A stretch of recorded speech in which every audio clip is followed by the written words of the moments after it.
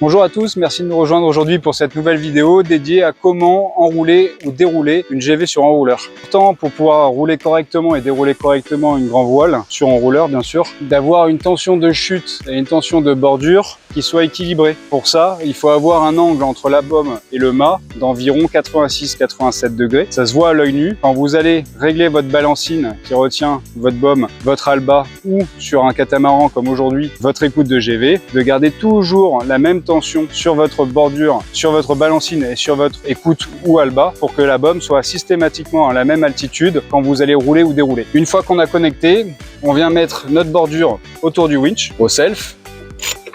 Suffisamment de tours pour pas que le cordage vienne abîmer le self en patinant. On peut ouvrir le taquet de bordure et surtout les deux taquets de drosse pour pouvoir manœuvrer. Ensuite, on fait tourner notre winch.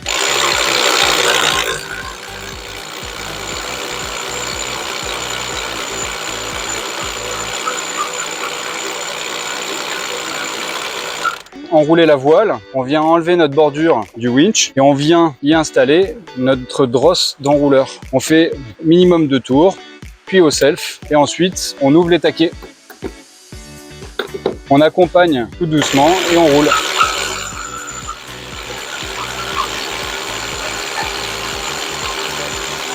On vient maintenant reprendre la bordure pour s'assurer que la voile soit bien serrée dans le mât.